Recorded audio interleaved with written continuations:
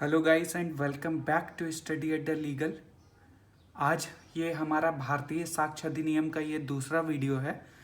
तो पहले वीडियोस में हम लोग ने इसका जो ब्रीफ इंट्रोडक्शन था कि चैप्टर कितने हैं, सेक्शन कितने हैं, पार्ट्स कितने हैं और short title, extent and commencement को हमने कंप्लीट किया है। तो एक बार पहले उसको देख लीजिए अगर आप फर्स्ट टाइम विजिट किए हैं मेरे यूट्यूब चैनल पे। तो फिर इसको स्टार्ट करते हैं।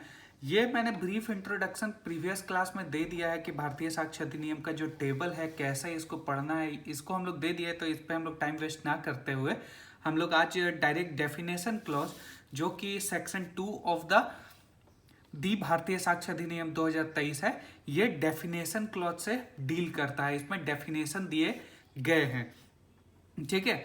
वहीं पे हमारा जो प्रीवियस एक्ट था, प्रीवियस एक्ट के सेक्शन 3 में इंटरप्रिटेशन क्लॉज था।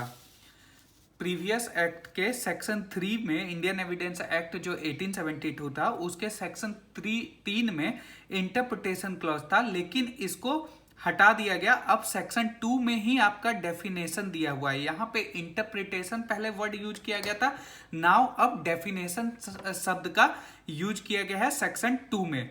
और क्या मेजर चेंज है कि पहले जो था उसमें कोई भी तरह का नंबरिंग नहीं किया हुआ था कि दैट 2 का 3 का 1, 3 का 2, ऐसा नहीं था, लेकिन अब नंबरिंग कर दिया गया है।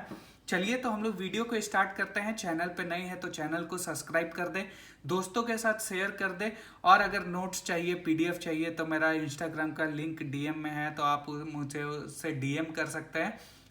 चलिए तो आज का वीडियो स्टार्ट करते हैं।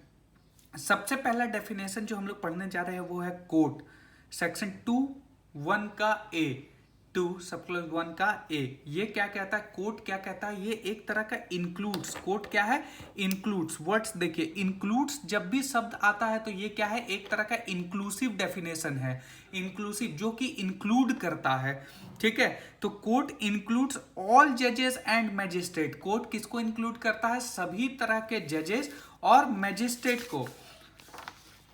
और क्या बोलता है, all person legally authorize to take evidence.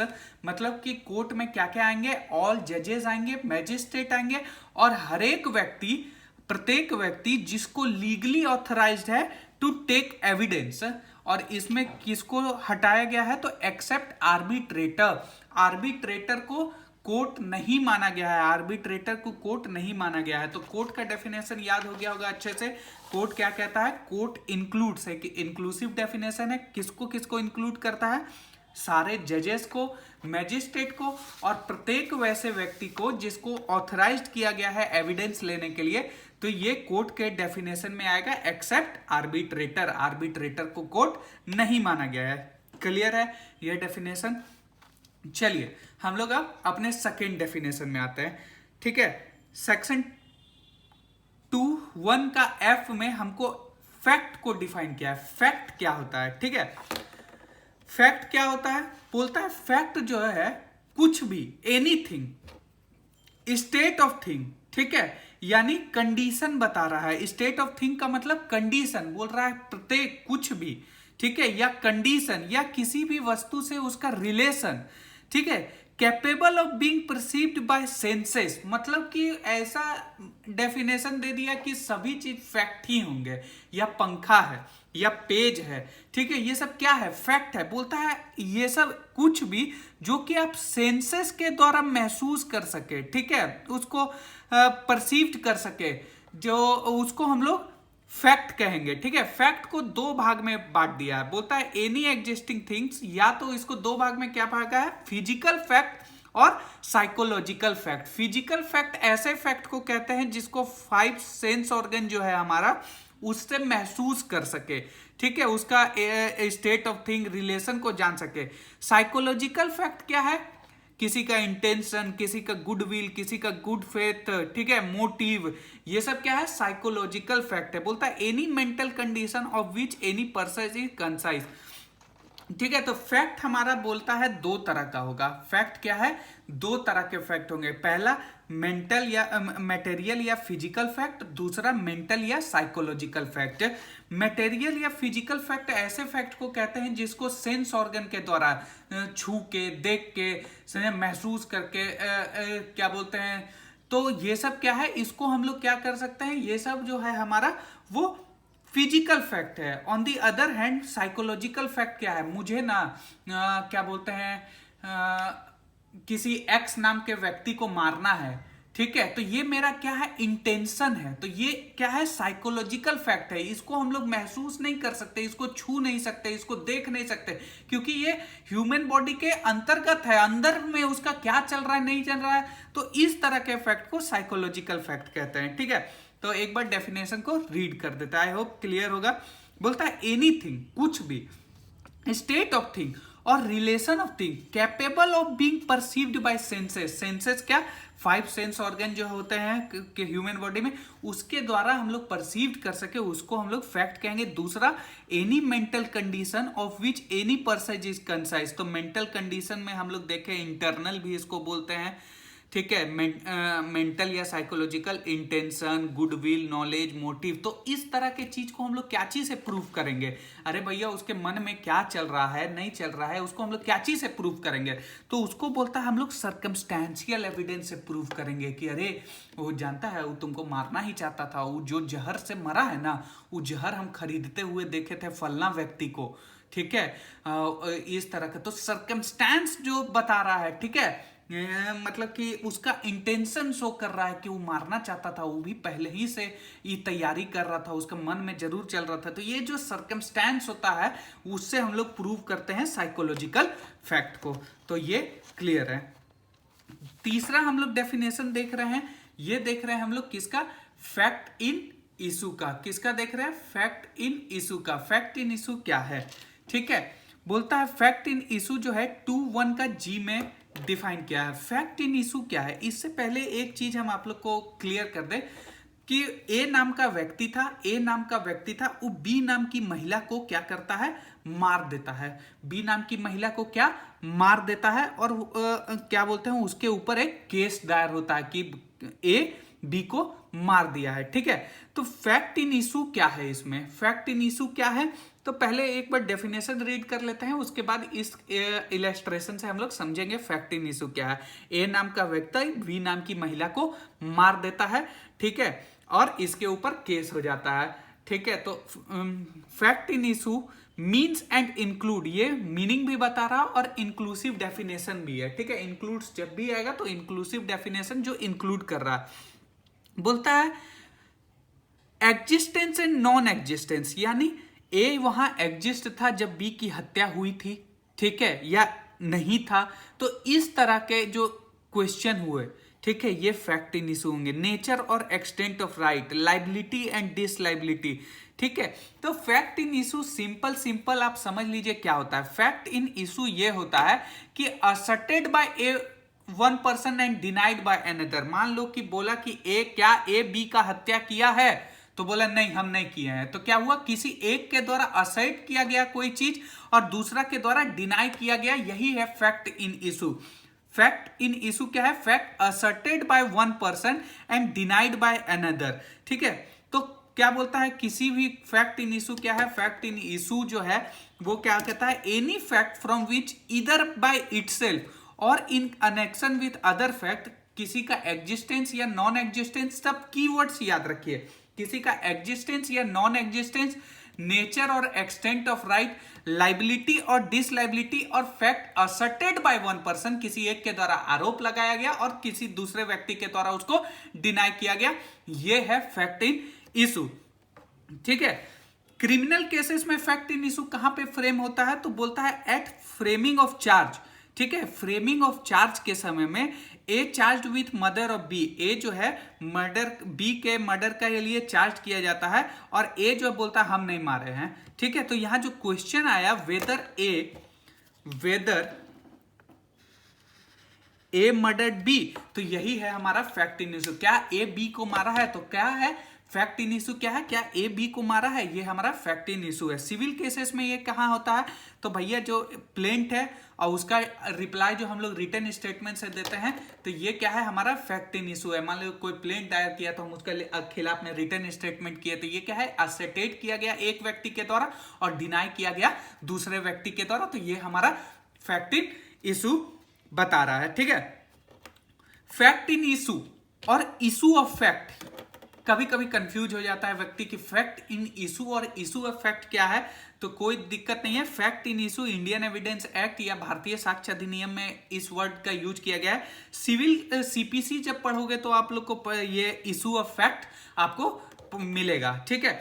Underline कर लीजिए, ये जुडिशियरी में रैपिडली पूछा गया क्वेश्चन है। फैक्ट इन इशू को हम लोग लैटिन टर्म में फैक्टम प्रोवेंडम कहते हैं, फैक्टम प्रोवेंडम कहते हैं। इसको प्रिंसिपल फैक्ट भी कह सकते हैं और क्या बोलते हैं मुहावरे की भाषा में बोन ऑफ कंटेंशन भी कह सकते हैं, ठीक है। तो फैक्ट इन इशू को लीगल लैटिन भाषा में फैक्टम प्रोवेंडम कहते हैं, प्रिंसिपल फैक्ट या बोन ऑफ कंटेंशन, क्योंकि सारे जो केस हैं वो हमारे फैक्ट इन इशू पे ही बेस्ड होते हैं कि भैया एक के द्वारा ये किया गया, असर्टेड किया गया, दूसरे के द्वारा डिनाई किया गया।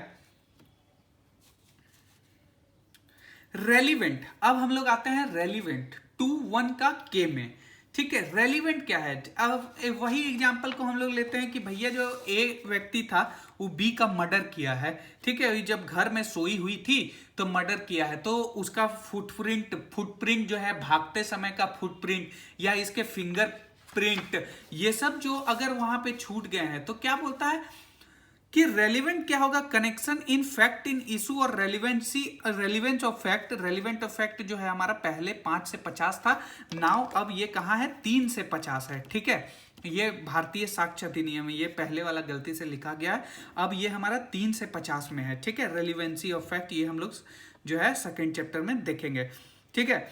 तो बोलता है रेलिवेंट फैक्ट क्या होता है? बोलता है कि one fact is said to be relevant to another when the one is connected with other fact, ठीक है। मतलब जो भी फैक्ट रेलिवेंट है वो दूसरे फैक्ट से कनेक्टेड होगा। फॉर एग्जांपल उसका फुटप्रिंट जो है, ठीक है, वो भाग रहा था तो उसका हाथों का निशान जो है, ये सब क्या है?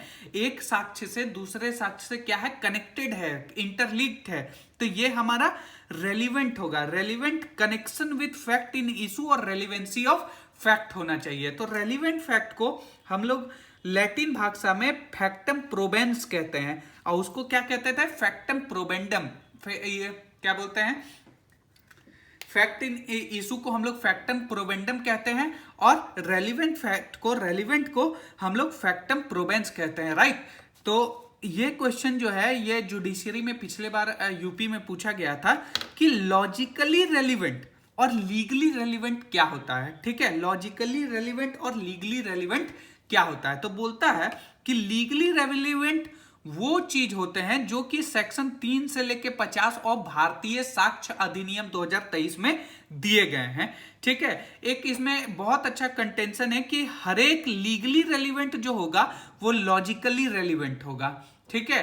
बोलता है कि all legally relevant is logically relevant but all logically relevant is not a legally relevant. वो सेम उसी प्रकार that all contracts are agreement but all agreements are not contract, ठीक उसी प्रकार जितने भी लीगली रेलिवेंट होंगे वो लॉजिकली रेलिवेंट होना चाहिए, होगा ही, लेकिन सारे लॉजिकली रेलिवेंट लीगली रेलिवेंट नहीं होगा। लीगली रेलिवेंसी के लिए आपको सेक्शन 3 से 50 तक के सेक्शन में फॉल करना होगा।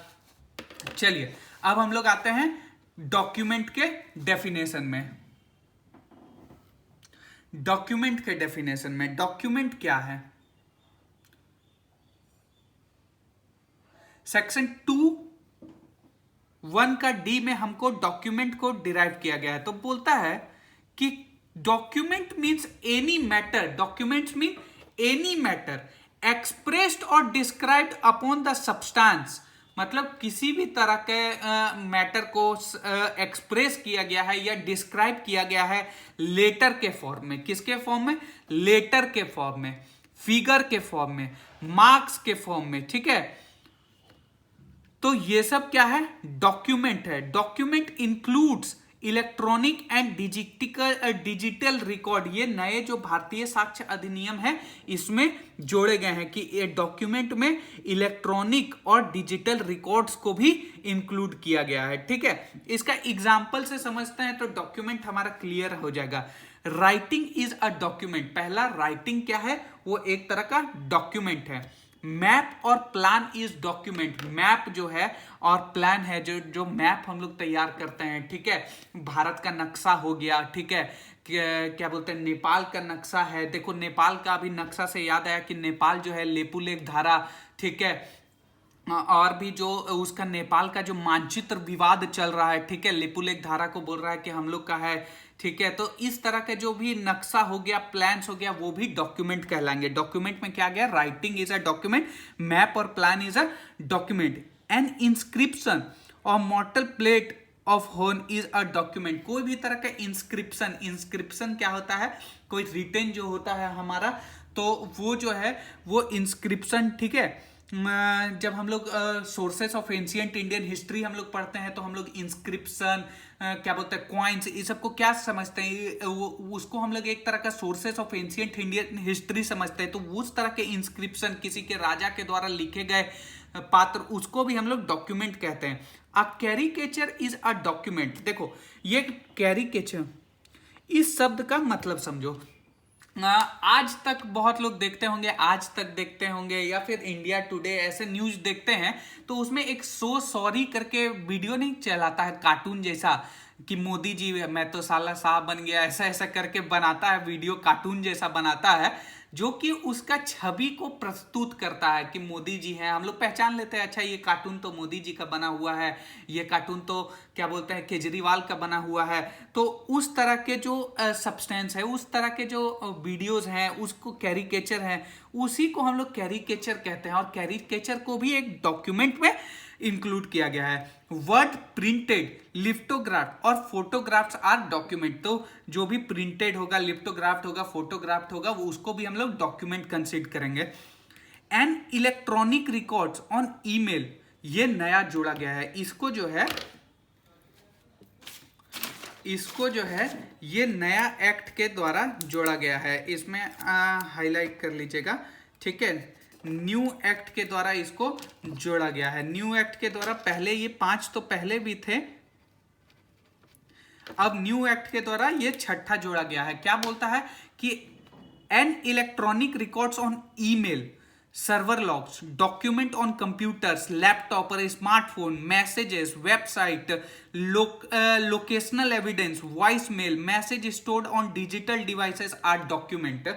मतलब आपके एविडेंस जो है वो आपके laptop, email, server log, document on computer, ठीक है, मैसेज, ये सब जो है वो हमारा क्या बोलते हैं डॉक्यूमेंट के अंदर इंक्लूड किया जाएगा, ठीक है।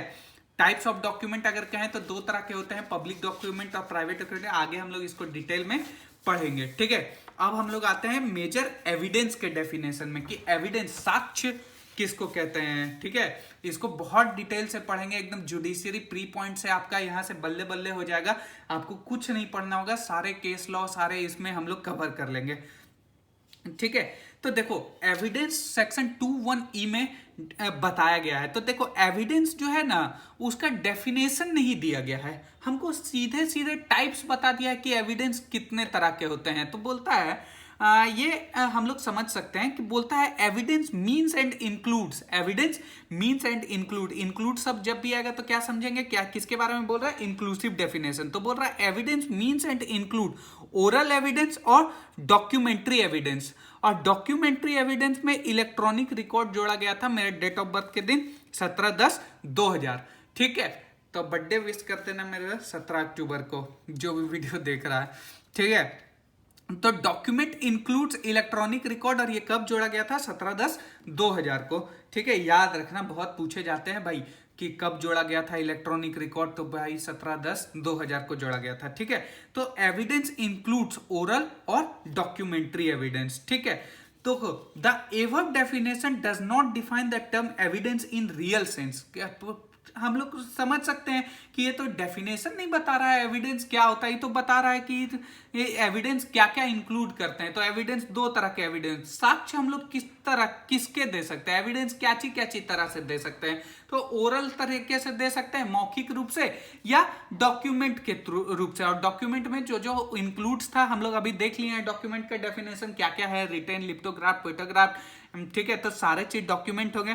तो the ever definition does not define the term evidence in real sense, it only states what evidence include. क्या बता रहा है कि एविडेंस क्या क्या इंक्लूड करता है। Evidence means anything which establish the principle fact और issue in the question before the court. ठीक है, एविडेंस क्या है? एविडेंस वही होता है जो कि प्रिंसिपल फैक्ट को इस्टेब्लिश करे। किसको इस्टेब्लिश करे? प्रिंसिपल फैक्ट को, और issue in the question before the court. ठीक है, electronic evidence was inserted in the definition of evidence by the act 21 of 2000, 17/10/2000। As it is मैंने बोल चुका हूं, इसको बहुत इंपॉर्टेंट है ये कर लेने का। ठीक है,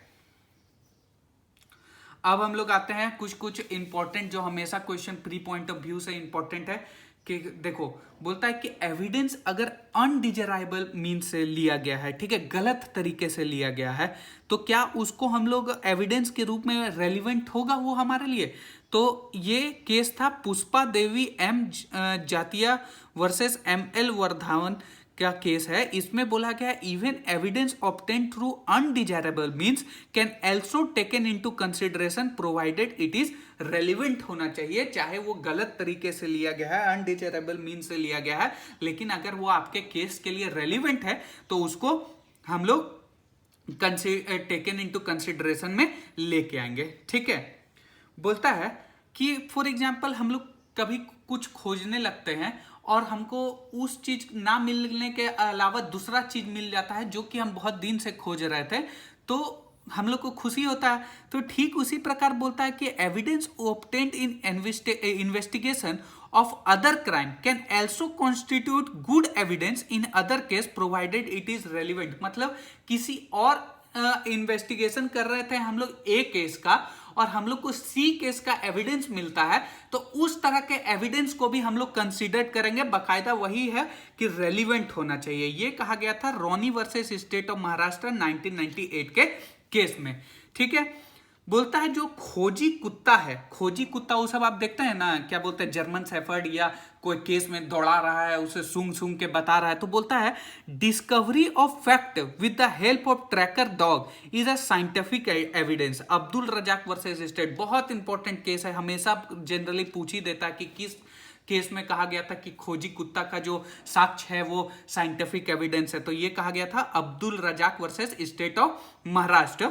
मकबूल वर्सेस मकबूल, वो मिर्जापुर वाला नहीं, मकबूल वर्सेस स्टेट ऑफ महाराष्ट्र, इसमें क्या कहा गया कि एक खोजी कुत्ता ट्रैकर डॉग का जो साक्ष्य है वो एक कमजोर साक्ष्य है। मतलब कि सब्सटेंटिव नहीं है कि वो जो बोल दिया वही होगा। ठीक है, ऐसा नहीं है। और चलिए एविडेंस में हम लोग और इसको समझते हैं। ठीक है, बोलता है टेप रिकॉर्डर भी एक तरह का एविडेंस है। वीडियो कॉन्फ्रेंसिंग एविडेंस है। किस केस में कहा गया था? Doctor Praful versus state of Maharashtra. Personal knowledge of जज not consider as evidence. Personal knowledge of जज जो है उसको हम लोग एविडेंस कंसीडर नहीं करेंगे। कन्फेशन ऑफ को एक्यूज्ड और एकम्प्लिस, ठीक है, उसको भी हम लोग एविडेंस कंसीडर नहीं करेंगे। पंचनामा एविडेंस नहीं है। Affidavit not considered as evidence, affidavit को हम लोग एविडेंस के रूप में कंसीडर नहीं करेंगे। FIR, ठीक है, फर्स्ट इंफॉर्मेशन रिपोर्ट, ठीक है, ये अब 154 में नहीं है, 173 में है। ठीक है, भारतीय नागरिक सुरक्षा संहिता के। तो बोलता है FIR is a not substantive piece of evidence. ठीक है, सब्सटेंटिव पीस ऑफ एविडेंस नहीं है। ये किस केस में कहा गया था? Utpal Das versus state of West Bengal. ठीक है, इसमें कहा गया था कि जो FIR है, फर्स्ट इंफॉर्मेशन रिपोर्ट, वो सब्सटेंटिव पीस ऑफ एविडेंस नहीं है। ठीक है, FIR is not a substantive piece of evidence but it cannot be given a complete go by। बोलता है एक केस था C Mangesh versus state of Karnataka. इसमें बोला कि FIR मानते हैं कि सब्सटेंटिव पीस ऑफ एविडेंस नहीं है, ठीक है, लेकिन इसको ऐसे ही जाने तो नहीं देंगे। FIR को हम लोग यूज करेंगे कॉरबोरेट करने के लिए अदर केस में। ठीक है, evidence of a person lodging the same. ठीक है, ये कहा गया था C Mangesh versus state of Karnataka.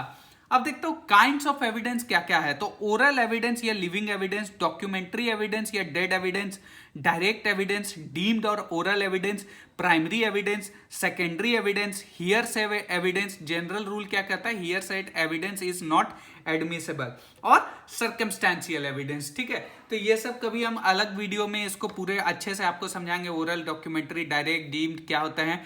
ठीक है, सर्कमस्टेंशियल एविडेंस को समझ लेते हैं यहां पे हम लोग। देखो, सर्कमस्टेंशियल एविडेंस के लिए Suresh versus state of Haryana में एक बहुत अच्छा मतलब कि हम लोग को गाइडलाइन दिया गया कि हम लोग सर्कमस्टेंशियल एविडेंस कब प्रूव कर सकते हैं। ठीक है, तो बोलता है कि फॉर एग्जांपल हम लोग लेते हैं कि ये ए नाम का व्यक्ति था। ठीक है, ए था और ये बी है। ठीक है, ये दोनों झाड़ी में पीछे जंगल तरफ जा रहे थे। ठीक है, झाड़ी में गए, पीछे जंगल के तरफ, जंगल के साइड गए, जंगल में। ठीक है, और सी नाम का जो व्यक्ति था, इन दोनों को जाते हुए क्या करता है, देखता है कि ये दोनों जा रहे हैं उधर से। फिर जब ए जो है वापस अकेले आ रहा था, बी नहीं इसके साथ था, और इसके हाथ में क्या था, चाकू था और खून से लगा हुआ कपड़ा था इसके पास। ठीक है, ये जाता है और क्या बोलते हैं, जब पुलिस वाले खोजते हैं तो ए जो है उसके कुछ वैल्यूएबल्स मतलब कि ज्वेलरी ये जहां पे बताता है कि अरे वो तो यहां मिलेंगे, वहीं पे मिलते हैं। तो ये क्या है, एक तरह का सर्कमस्टेंस बता रहा है कि अब देखते हैं क्या इसको बोला, चेन ब्रेक नहीं होना चाहिए। मतलब चेन ब्रेक नहीं होना चाहिए, मतलब ए और बी झाड़ी में गया, फिर उधर से वो अकेले आया, जब पुलिस वाला जब खोजा तो इसको मिला। तो ये क्या है, एक चेन क्रिएट कर रहा है कि हो सके कि ए ही इसका मर्डर किया गया है। ठीक है, तो चेन ब्रेक नहीं होना चाहिए, चेन स्टेब्लिश करना होगा, एक तरह का चेन स्टेब्लिश करना होगा कि भाई ए बी को जाते हुए सी ने देखा, फिर सी ने उसको देखा कि वो अकेले आ रहा था, उसके हाथ में चाकू था, खून से लगा हुआ उसका कपड़ा था। जब पुलिस वाले इन्वेस्टिगेशन किए तो इसके पास कुछ सामान मिला बी का। ठीक है, तो ये क्या है, एक तरह का चेन स्टेब्लिश कर रहा है कि नहीं हो सके तो मर्डर जो है ए ही किया है। ठीक है, निष्कर्ष प्रत्येक रूप से अभियुक्त को दोषी कंक्लूजन ड्रॉ करता हो। जो भी निष्कर्ष निकलेगा, कंक्लूजन निकलेगा पुलिस इन्वेस्टिगेशन के द्वारा, इससे क्या ही साबित होगा कि अरे भाई अपराध जो है वो अभियुक्त ही किया है। यही सर्कमस्टेंशियल एविडेंस। और अगर दो निष्कर्ष निकलता है, अगर दो तरह का निष्कर्ष निकलता है कि ए तो वहां से चला गया था और उसको वो अकेले उधर से नाव से बैठ के आया। ठीक है, तो ये तब क्या होगा, तब जो है जब अगर निष्कर्ष अगर दो तरह का निकलता है तो बेनिफिट ऑफ डाउट जो है हमेशा अभियुक्त को दे दिया जाएगा, यानी ए को दे दिया जाएगा। ये क्लियर है। ठीक है, समझ गए होंगे कि इसमें क्या, चेन ब्रेक नहीं होना चाहिए, चेन स्टेब्लिश करना होगा। निष्कर्ष प्रत्येक रूप से अभियुक्त का कंक्लूजन ड्रॉ करता है, और अगर दो निष्कर्ष निकलता है तो बेनिफिट ऑफ डाउट किसको दे दिया जाएगा, अभियुक्त को दे दिया जाएगा। ठीक है, अब आते हैं प्रूव्ड में हम लोग क्या करते हैं। ठीक है, प्रूव्ड में क्या बोलते हैं कि a fact is said to be proved when after considering the matters before it, after considering matters. ठीक है, मैटर्स के यहां पे शब्द का प्रयोग किया गया है। बोलता है एविडेंस को प्रूव्ड नहीं करते हैं, मैटर्स को प्रूव्ड करते हैं। अब मैटर्स क्या है, ठीक है, अरे भाई खून से सना हुआ कपड़ा। ठीक है, खून से सना हुआ कपड़ा। ठीक है, तो ये सब क्या है, क्या बोलते हैं, ये सब जो है हमारा क्या है, प्ली ऑफ गिल्ट है। ये सब ना ही ओरल एविडेंस है, ना ही डॉक्यूमेंट्री एविडेंस है। तो ये सब क्या है, ये सब एक तरह का सब्सटेंटिव एविडेंस है जो हम लोग प्रूव कर सकते हैं किसी केस के।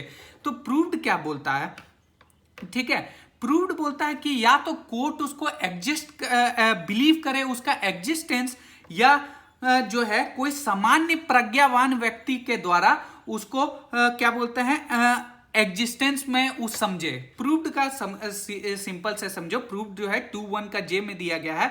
बोलता है कि या तो कोई भी एविडेंस को, कोई भी मैटर को कोर्ट ये समझे कि उसका एग्जिस्टेंस है, और considered it existence so provable. ठीक है, और या तो कोई सामान्य प्रज्ञावान व्यक्ति उसको समझ सके। ठीक है, मैन ऑफ प्रूडेंट मैन जो है उसको समझ सके, उसको साबित कर सके, उसको हम लोग प्रूव कहते हैं। ठीक है, डिसप्रूव्ड क्या है, इसी का ठीक उल्टा है। बोलता है कि या तो कोर्ट उसको डिनाई करे, कोर्ट उसको बिलीव ना करे कि उसका एग्जिस्टेंस है कि नहीं है, या कोई सामान्य व्यक्ति प्रज्ञावान व्यक्ति जो है उसको supposition it does not exist, वो समान प्रज्ञावान व्यक्ति समझता है कि ये एग्जिस्ट नहीं करते हैं, तो वो डिस्प्रूव्ड हो जाएगा। वही सेम है, इसका उल्टा है कि it does not exist, court इधर believes that it does not exist और कंसिडर, ठीक है, और इसका existence non existence so provable, और प्रूडेंट मैन सामान्य प्रज्ञावान व्यक्ति भी उसका एग्जिस्टेंस को नहीं समझता है, ठीक है। और प्रज्ञावान प्रूडेंट क्या होता है, कॉमन सेंस के द्वारा हम लोग समझ सकते हैं, ठीक है। तो कॉमन सेंस के द्वारा अगर हम लोग नहीं समझते हैं कि इसका एग्जिस्टेंस हो सकता है, ठीक है, तो उसको हम लोग डिस्प्रूव कहेंगे। नॉट प्रूव्ड क्या है कि a fact is not proved whether is neither proved not disproved, जो कि नाइदर प्रूव्ड हो और ना ही डिस्प्रूव्ड हो, तो उसको हम लोग नॉट प्रूव्ड कहेंगे, ठीक है। Section 4 of Indian evidence act में हमारा मे प्रिज्यूम, सेल्फ प्रिज्यूम और कंक्लूसिव प्रूफ दिया हुआ था, लेकिन अब जो है हमारा डेफिनेशन क्लॉज में ही इसको डाल दिया गया है, मे प्रिज्यूम, सेल्फ प्रिज्यूम और कंक्लूसिव प्रूफ, ठीक है। प्रिजम्पशन दो तरह का होता है, प्रिजम्पशन ऑफ फैक्ट और प्रिजम्पशन ऑफ लॉ, ठीक है। प्रिजम्पशन ऑफ लॉ फिर दो तरह के होते हैं, सेल्फ प्रिज्यूम और कंक्लूसिव प्रूफ, और प्रिजम्पशन ऑफ फैक्ट होता है मे प्रिज्यूम। तो मे प्रिज्यूम क्या कहते हैं, डायरेक्शन ऑफ द कोर्ट होता है, ठीक है। कोर्ट को क्या है, डायरेक्ट करता है कि हुआ हो सकता है, ऐसा हुआ होगा, ठीक है, कोई ठीक है। वहीं पे सेल्फ प्रिज्यूम क्या है, कोर्ट को बाउंड करता है, ठीक है। लेकिन यहां पे एविडेंस अलाउड है, ठीक है, कि अगर किसी को हम लोग क्या बोलते हैं, सेल्फ प्रिज्यूम में क्या है, कोर्ट जो है वो बाउंड हो जाता है,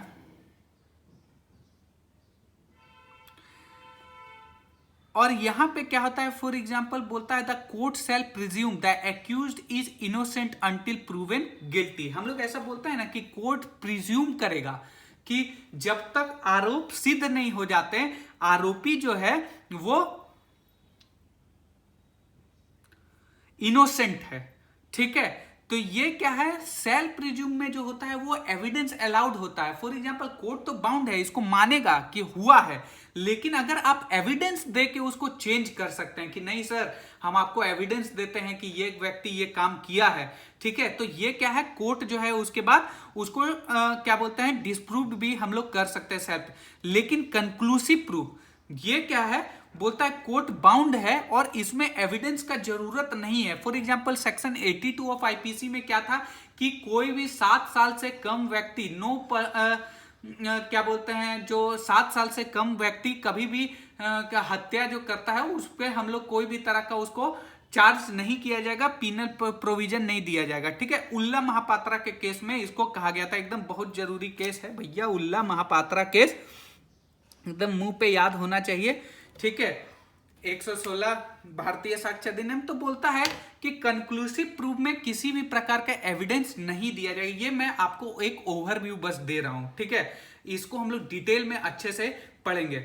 सेक्शन 2 का सब क्लॉज 2 क्या बोलता है, सेक्शन 2 का सब क्लॉज 2 क्या बोलता है कि वर्ड और एक्सप्रेशन यूज्ड हियर इन, यहां पे और डिफाइन नहीं किया गया है इंफॉर्मेशन, मतलब कि बोल रहा है कि कोई भी शब्द अगर यहां पे इस एक्ट में भारतीय साक्ष्य अधिनियम में डिफाइन नहीं किया गया है और आईटी एक्ट 2000 में या भारतीय नागरिक सुरक्षा संहिता 2023 में या भारतीय न्याय संहिता 2023 में डिफाइन किया गया है, तो उसका सेम मीनिंग हम लोग निकालेंगे, जो कि वहां दिया हुआ है उसी का सेम मीनिंग हम लोग यहां पे भी अप्लाई करेंगे। यही सेक्शन 2 का सब क्लॉज 2 कहता है। मे प्रिज्यूम, सेल्फ प्रिज्यूम और कंक्लूसिव प्रूफ, ठीक है। मे प्रिज्यूम हुआ होगा, हो सकता है, ठीक है, यहां पे हम लोग एविडेंस देके इसको खत्म कर सकते हैं। सेल्फ प्रिज्यूम में कोर्ट बाउंड है, इसको मानेगा ही, लेकिन इस पे एविडेंस अलाउड होता है, एविडेंस देके हम उसको खत्म करवा सकते हैं, ठीक है, और रेबटेबल होता है ये सेल्फ प्रिज्यूम। और कंक्लूसिव प्रूफ जो है वो बाउंड है, कितनों अब इसमें एविडेंस अलाउड नहीं होता है, 7 साल से कम उम्र का बच्चा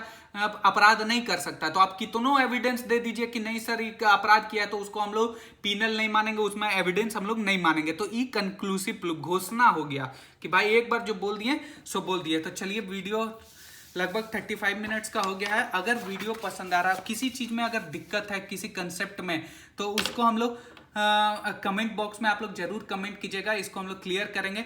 और अगर वीडियो पसंद आया होगा तो लाइक करें, चैनल को सब्सक्राइब करें, अपने फ्रेंड के साथ शेयर करें। और मे presume, self presume, conclusive proof अगर नहीं अच्छे से क्लियर होगा तो इसको हम लोग आगे में बहुत डिटेल से पढ़ने वाले हैं। ये तो बस एक ब्रीफ इंट्रोडक्शन था एज पर द एक्ट, हम लोग देख लिए। तो चलिए, धन्यवाद।